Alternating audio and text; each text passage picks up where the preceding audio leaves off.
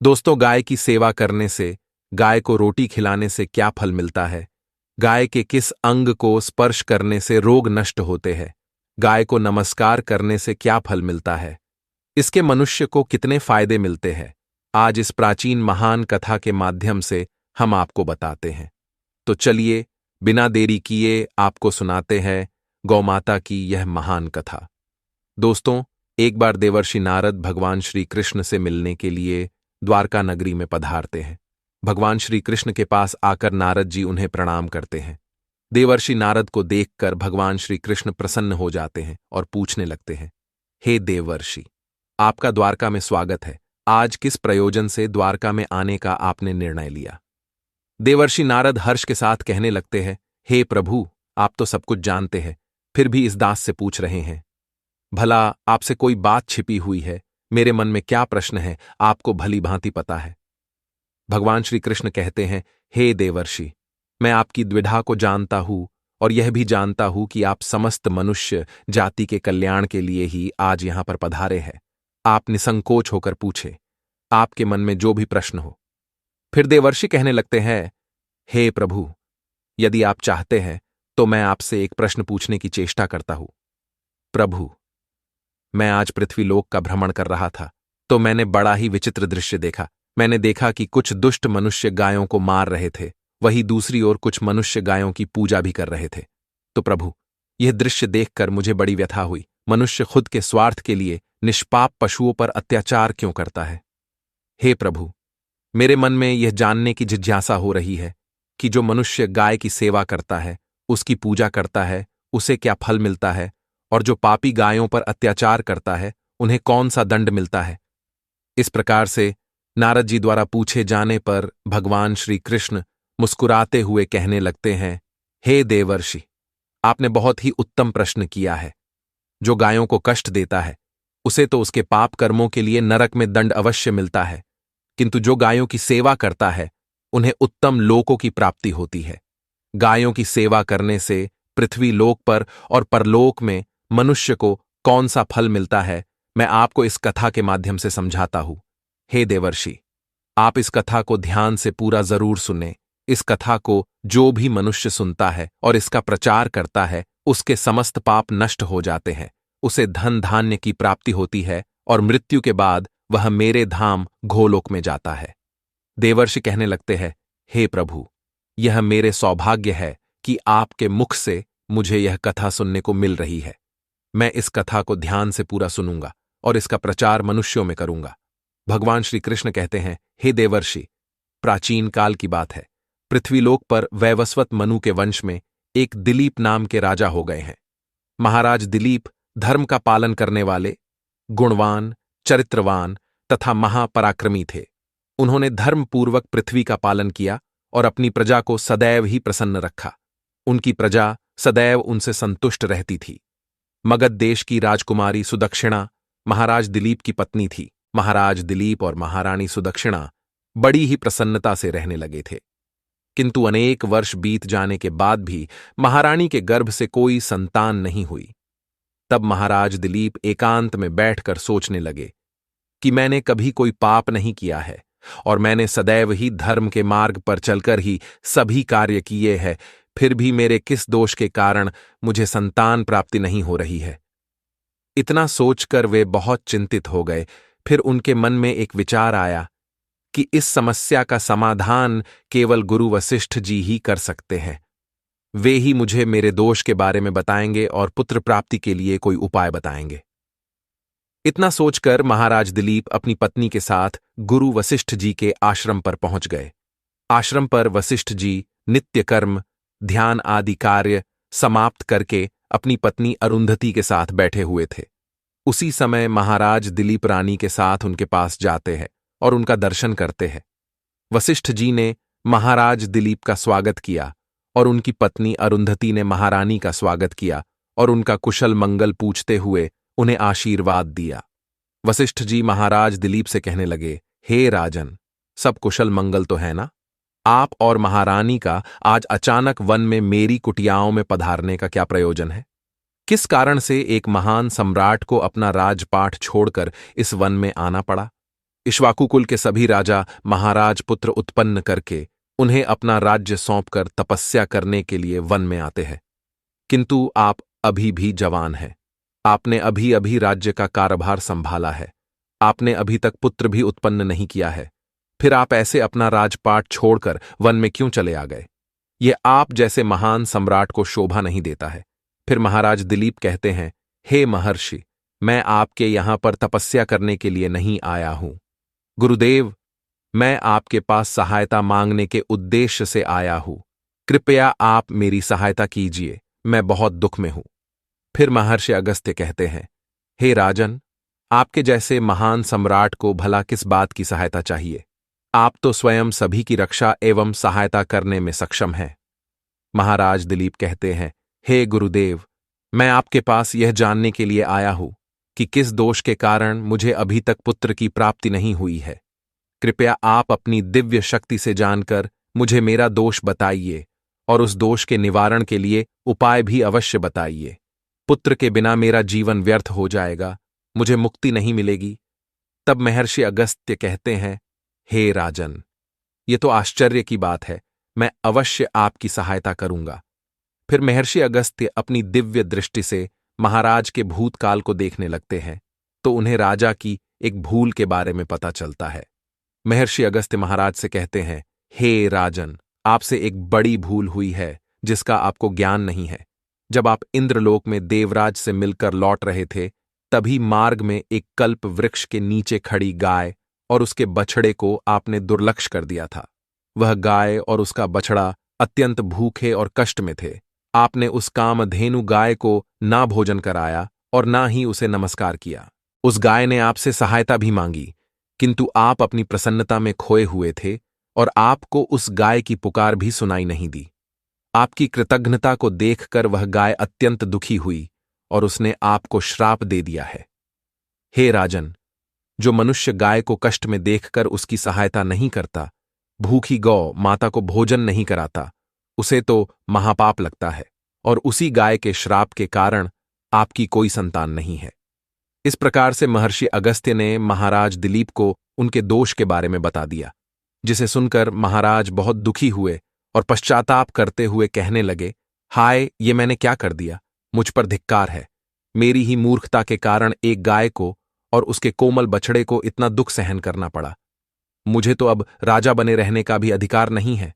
महाराज महर्षि अगस्त्य से कहते हैं, हे गुरुदेव, मैं अपनी इस भूल को सुधारना चाहता हूं। कृपया आप ही मुझे कोई उपाय बताइए जिससे मैं इस घोर पाप से मुक्ति पा सकूं।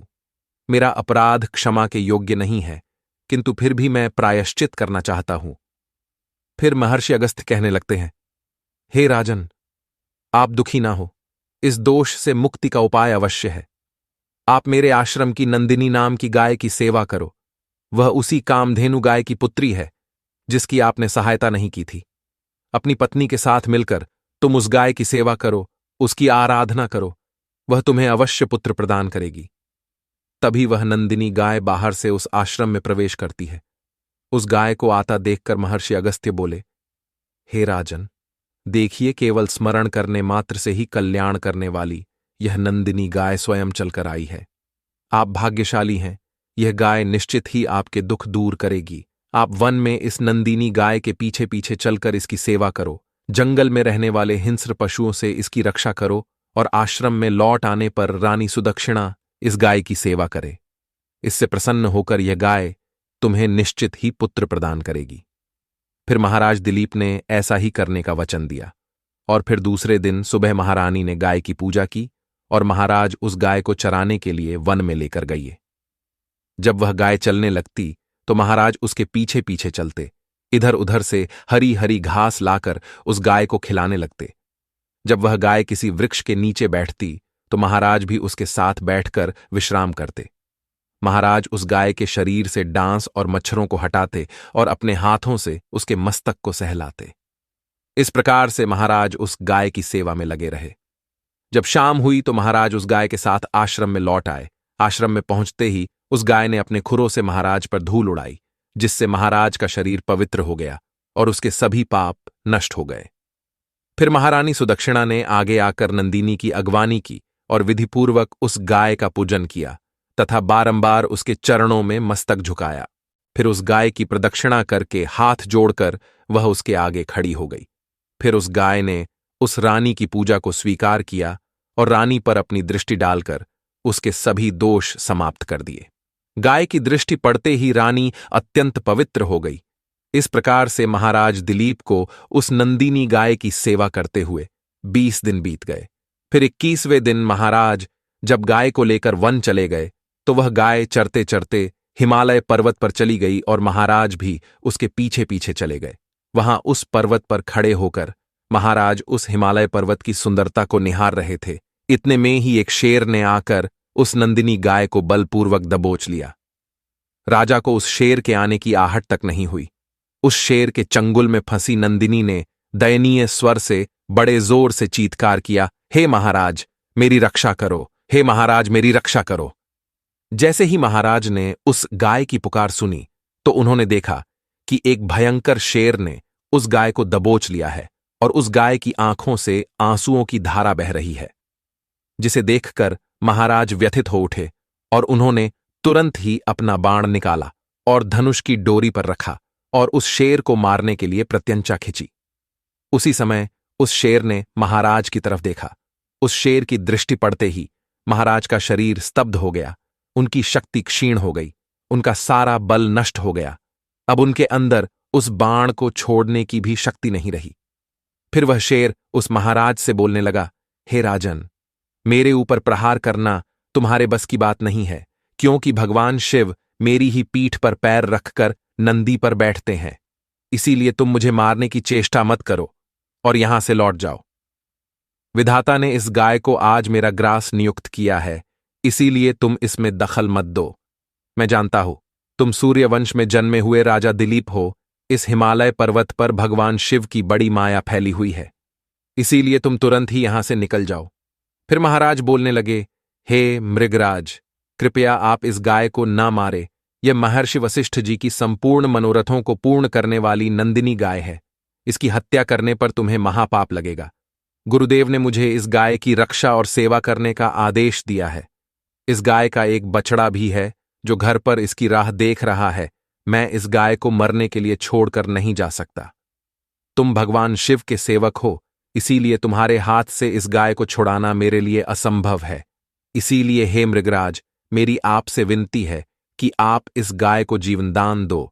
इस गाय के बदले में मैं तुम्हें अपना शरीर समर्पित करता हूं, जिससे तुम्हारी भूख भी शांत हो जाएगी और इस गाय की रक्षा भी हो जाएगी और मेरे वचन का पालन भी हो जाएगा। साथ ही गौ रक्षा के लिए प्राण त्यागने से मुझे उत्तम गति की प्राप्ति होगी। इतना कहकर महाराज उस शेर के सामने हाथ जोड़कर बैठ गए और आंखें बंद की। फिर अचानक से उस राजा के कानों में स्वर पड़े, बेटा उठो, मैं तुम्हारी सेवा से अत्यंत प्रसन्न हूं। यह सुनकर महाराज उठ खड़े हुए और उन्होंने अपने सामने उस गाय को देखा और वह शेर कहीं दिखाई नहीं दे रहा था। तब वह नंदिनी गाय राजा दिलीप से कहने लगी, हे राजन, मैंने ही अपनी माया से शेर का रूप धारण करके तुम्हारी परीक्षा ली है। यमराज भी मुझे पकड़ने का विचार नहीं कर सकते। मेरी रक्षा के लिए तुम अपने प्राण देने के लिए तैयार थे, इसीलिए मैं तुम पर बहुत प्रसन्न हूं। अब तुम मुझे वरदान मांगो, जो तुम्हारी मनोकामना है वह कहो, मैं अवश्य पूर्ण करूंगी। महाराज दिलीप कहते हैं, हे गौ माता, मेरे मन में जो इच्छा है आप वह अवश्य जानती होंगी। कृपया मुझे पुत्र प्रदान कीजिए, मेरी यही कामना है। फिर उस नंदिनी गाय ने कहा, हे बेटा, तुम पत्ते के द्रोण में मेरा दूध लेकर उसका पान करो। इससे तुम्हें अत्यंत बुद्धिमान और गुणवान पुत्र की प्राप्ति होगी। महाराज दिलीप कहने लगे, हे माता, इस समय पर मैं आपके मधुर वचन सुनकर ही तृप्त हो चुका हूं। अब आप मेरे साथ आश्रम पर चलिए और मैं आपकी पूजा आराधना करके तथा मेरे अनुष्ठान को पूरा करके आपके अमृत समान दूध का पान करता हूं। उसके बाद महाराज दिलीप उस गाय को लेकर आश्रम चले गए।